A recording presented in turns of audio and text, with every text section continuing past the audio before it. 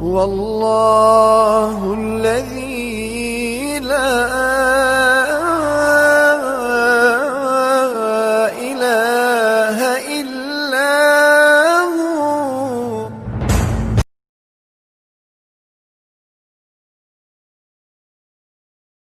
Waraka ben Nawfal, l'auxiliaire, ayant appris le Coran par cœur. Waraka est son vrai nom. Son père fut Abdullah ben el-Harith ben Uwaymer ben Nawfal.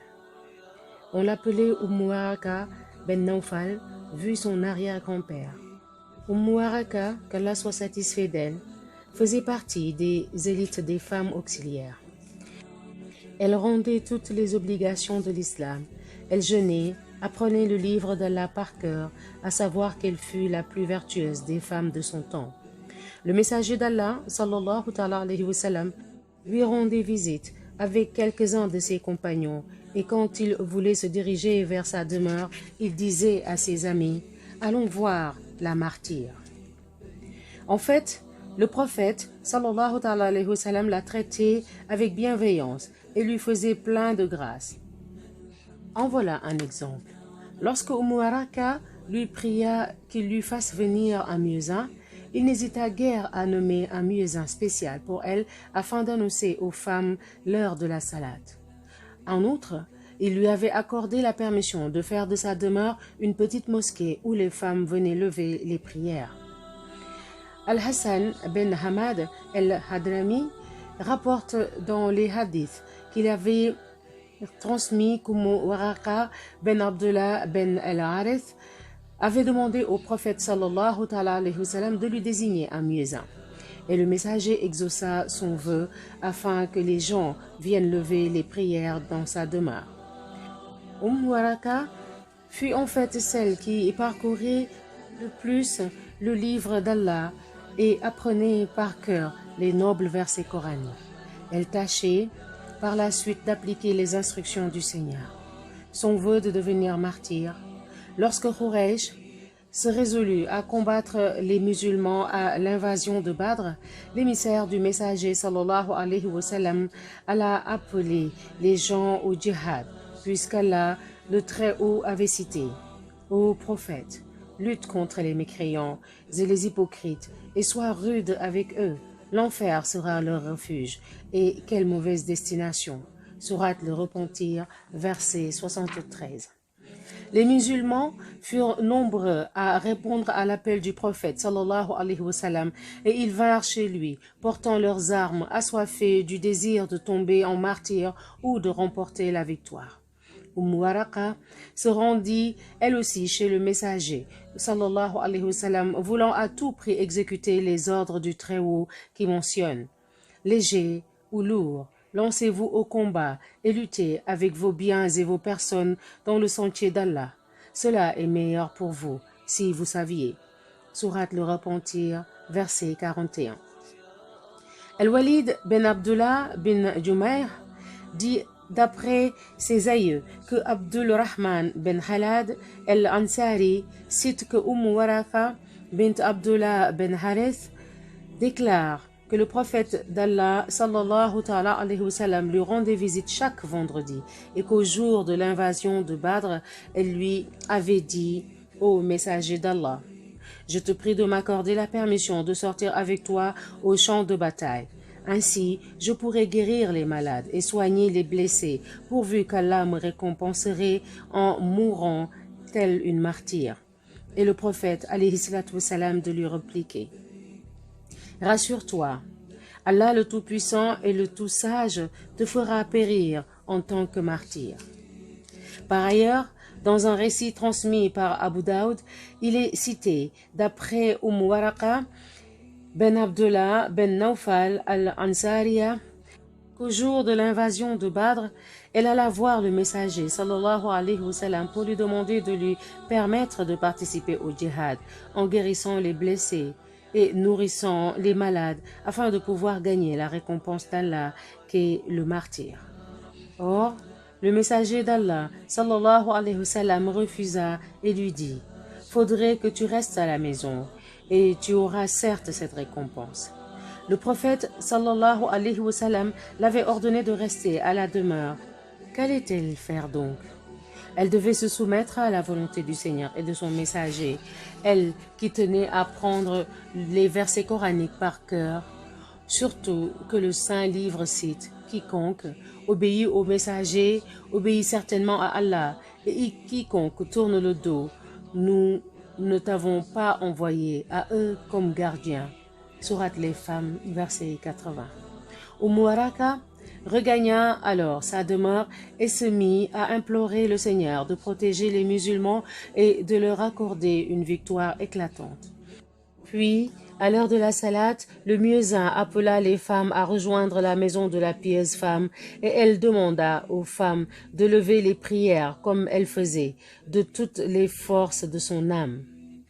Au champ de bataille, le messager d'Allah alayhi salatu wassalam invoquait lui aussi le Seigneur suprême, lui implorant d'accorder victoire aux croyants comme promis, et Allah finit par exaucer le vœu de son cher prophète et ce Waraka, cette pieuse et dévote femme qui n'avait jamais désobéi le Créateur ni son messager, elle qui condamnait le blâmable et incitait sans cesse les autres à faire le bien. La foi prévalut sur la mécréance et les croyants remportèrent une victoire assez glorieuse, alors que le tribut polythéiste de Quraysh avait ce jour-là essuyé une cuisante défaite, puisque la plupart de ses grands chefs, à l'instar d'Abu Jahl et Aqaba ben Abi Mu'ayt, les deux fils de Rabi'a et Umayya ben Khalaf, furent abattus, puis jetés au fond du puits de Badr. Autant ils avaient nui au prophète, alayhi salatu wassalam, et aux musulmans. Allah le Très-Haut dit « Nous avons effectivement envoyé avant toi des messagers vers leur peuple et ils leur apportèrent les preuves. Nous nous vengeâmes de ceux qui commirent les crimes de la négation et c'était notre devoir de secourir les croyants. » Sourate les Romains, verset 47. Par la suite, le messager d'Allah, sallallahu ta'ala alayhi wa sallam, revint avec les soldats d'Allah de Badr, tout glorieux et satisfaits de la victoire qu'ils avaient remportée. Par contre, Quraysh avait perdu 70 de ses plus éminents chefs, et ce qui est pire, c'est que les polythéistes ne purent voir les morts, vu que le prophète, alayhi salatu wa sallam, avait ordonné de les jeter au fond du puits de Badr. Waraka fut comblé de joie de voir les musulmans remporter une si honorable victoire et se mit à remercier le Seigneur, le Tout-Puissant, pour avoir exaucé son vœu et à attendre le jour où elle tombera en tant que martyr, comme lui avait promis le messager d'Allah. Elle guettait ce martyr et l'espérait du fond du cœur.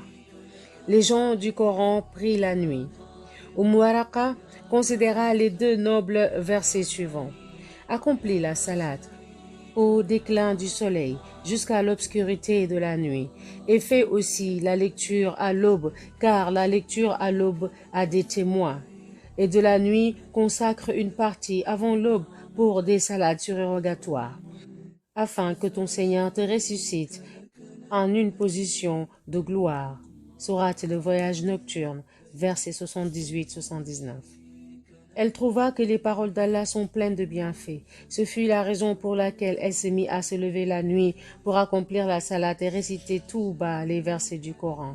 Omar ben al-Khattab, qu'Allah soit satisfait de lui, qui passait près de la porte de sa demeure tout en se rendant à la mosquée pour lever les prières de l'aube, entendait les récitations coraniques et se disait « C'est bien la voix de ma tante Waraka. » Que grand bien te fasse la lecture du livre d'Allah, ô toi la pieuse croyante, et sache que le Seigneur te récompenserait, lui qui ne se comporte jamais avec injustice envers les hommes.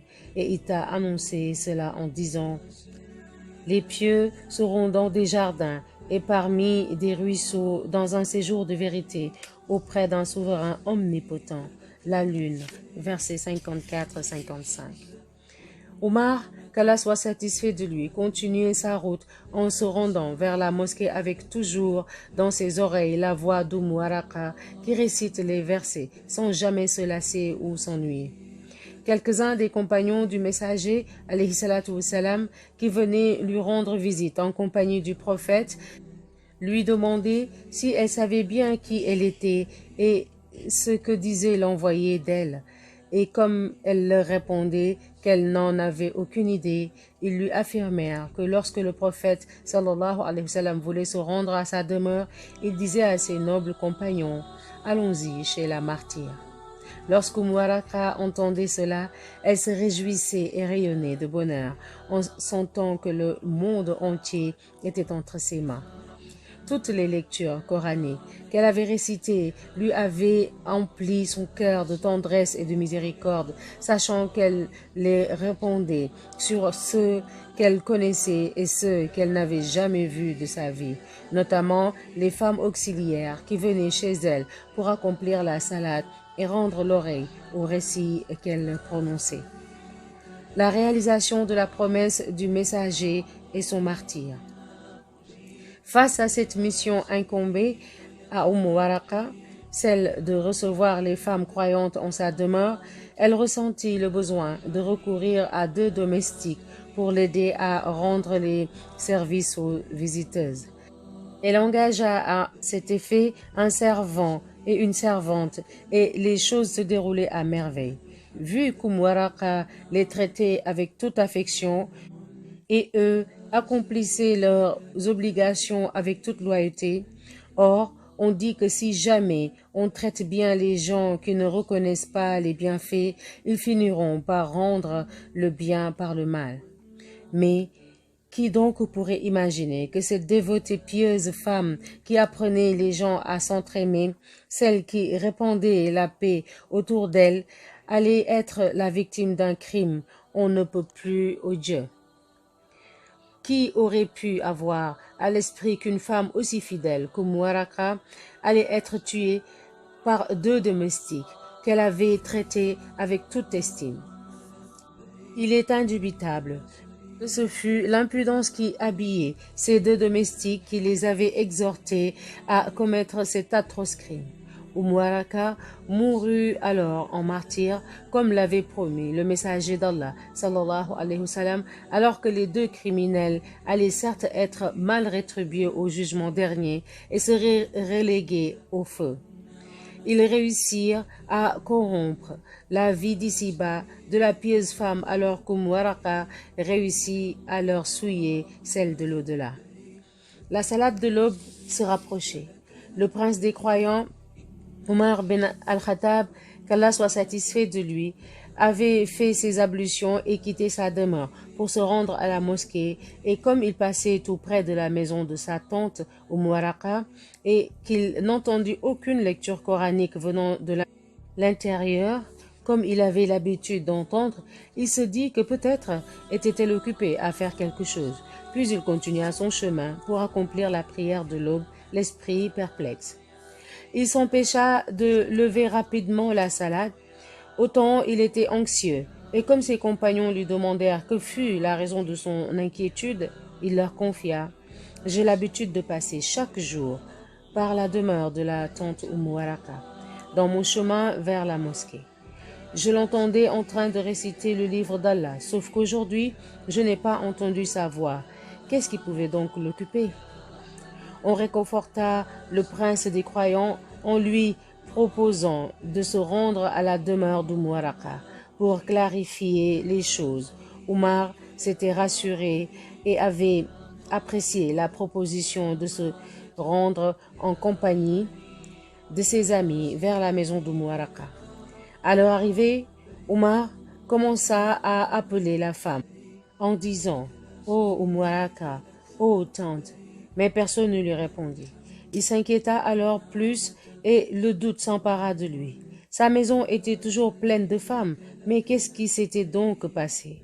Puis il frappa violemment à la porte et comme personne ne lui ouvrit, il n'hésita point à pousser la porte avec l'aide de ses compagnons tout en appelant ô Waraka, ô tante, mais seul l'écho de la voix lui répondait, ce qui l'alarma de l'existence de quelque malheur et se mit, lui et ses compagnons, à sa recherche. Omar, qu'Allah satisfait de lui, ne tarda pas à repérer dans le coin de la chambre quelques tissus jetés par la terre, et quand il voulut les remuer et qu'il les trouva trop lourds, il découvrit enfin le cadavre figé de Waraka, cette pieuse femme qui avait l'habitude de réciter à haute voix les versets coraniques à la levée de chaque aube. Cette voix s'était tue à jamais. Omar fut vraiment choqué. Qu'un tel malheur arrive durant son mandat dans toute l'atmosphère de justice qu'il tenait à établir. Il fondit en larmes et se mit à se dire « Nous sommes à Allah et nous lui retournerons ». Il réalisa qu'elle était indubitablement étranglée et qu'un atroce crime s'était produit. Il était devenu plus que certain quand il s'aperçut de la disparition de 2 serviteurs. Il ordonna à ses compagnons de se lancer à leur recherche et de les amener chez lui le plus vite possible. En effet, les nobles compagnons s'étaient mis à la recherche des serviteurs dans tous les coins et les recoins du monde, et ils purent enfin les repérer avant le coucher du soleil. Ils les amenèrent chez le prince des croyants, qui se chargea lui-même de mener l'investigation avec eux. Les 2 traîtres finirent par admettre qu'ils avaient commis le meurtre, et la cour de justice rendit son jugement. Ils devaient subir la crucifixion et ils furent les premiers à être crucifiés à Médine. Omar, qu'Allah soit satisfait de lui, déclara à ses compagnons que le prophète sallallahu alayhi wa sallam était véridique quand il nous exhortait à aller rendre visite à la martyre. L'annonce du messager alayhi salatu wa salam s'était accomplie ce jour-là et Waraka avait enfin goûté au martyre tant promis par le messager. Omar fut vraiment choqué qu'un tel malheur arrive durant son mandat, avec toute l'atmosphère de justice qu'il tenait à établir. Il fondit en larmes et se mit à se dire « Pauvre tante Waraka, malheur à ces pécheurs qui perdirent à jamais la miséricorde lorsqu'ils t'ont abattu de la sorte. Ô source de miséricorde et de clémence. » Puis le chagrin de Omar, qu'Allah soit satisfait de lui, se dissipa peu à peu quand il se rappela que le prophète sallallahu alayhi wa sallam avait bien prédit à Waraka qu'elle sera récompensée par le martyr et déclara à ses compagnons que le prophète alayhi salatu wa sallam était véridique quand il nous exhortait à aller rendre visite à la martyre. L'annonce du messager alayhi salatu wa sallam s'était accomplie ce jour-là et Waraka avait enfin goûté au martyr tant promis par le prophète alayhi salatu wa salam. Par la suite, Omar, qu'Allah l'agrée, leva les prières sur le cadavre et enterra la pauvre Waraka, puis se dirigea vers la mosquée et annonça la mauvaise nouvelle aux gens. Il réalisa qu'elle était indubitablement étranglée et qu'un atroce crime s'était produit. Il était devenu plus que certain quand il s'aperçut de la disparition de 2 serviteurs. Il ordonna à ses compagnons de se lancer à leur recherche et de les amener chez lui le plus vite possible. En effet, les nobles compagnons s'étaient mis à la recherche des serviteurs dans tous les coins et les recoins du monde, et ils purent enfin les trouver avant le coucher du soleil. Ils les amenèrent chez le prince des croyants, qui se chargea lui-même de mener l'investigation avec eux. Les 2 traîtres finirent par admettre qu'ils avaient commis le meurtre, et la cour de justice rendit son jugement. Ils devaient subir la crucifixion, et ils furent les premiers à être crucifiés à Médine. À ce propos, un hadith fut cité par l'imam Ahmad, transmis d'après El-Walid ben Abdullah ben Jumay, qui mentionne que Abdul Rahman ben Khalad el-Ansari raconte qu'Waraka avait engagé 2 servants chez elle qui finirent par la tuer puis s'enfuir. Omar, le prince des croyants, apprit l'effroyable nouvelle et apprit aussi que les deux domestiques prirent la fuite. Il dit alors à ses compagnons, le messager d'Allah, alayhi salatu wassalam, avait bien prédit à cette pauvre dame que le Seigneur lui avait préparé une récompense qu'est le martyre, lorsqu'il disait à ses partisans, allons-y chez la martyre. Toujours dans le même contexte, Abu Daoud cite aussi que les deux domestiques d'Umm Waraka tuèrent cette dernière et s'empêchèrent de prendre la fuite, et que lorsque Omar, qu'Allah soit satisfait de lui, apprit l'atroce nouvelle de la mort de la pieuse, il ordonna des amis en leur disant que celui qui d'entre vous trouve les deux criminels, qu'il me les amène immédiatement. Effectivement, les deux coupables furent crucifiés au beau milieu de Médine. Tous les vertueux compagnons du messager sallallahu alayhi wa sallam pleurèrent Umm Waraka et dirent « Nous sommes à Allah et nous lui retournerons ». Puis félicitèrent Umm Waraka pour cette excellente rétribution de son Seigneur qui lui avait promis par l'intermédiaire de son prophète alayhi salatu wa salam de la combler par miséricorde quand elle le rejoindrait. Allah le Très-Haut dit « Les tout premiers croyants parmi les émigrés et les auxiliaires et ceux qui les ont suivis dans un beau comportement, Allah les agrée et il l'agrée. Il a préparé pour eux des jardins sous lesquels coulent les ruisseaux et ils y demeureront éternellement. Voilà l'énorme succès. Le repentir, verset 100. Qu'Allah soit miséricordieux envers Umm Waraka et pourvu qu'il l'agrée. Amen. La prochaine lecture se fera sous le récit de Umna bint Jahish. Inch'Allah. Allah, Allah, Allah, Allah, Allah, Allah, Allah, ya Allah. Wallahu alladhi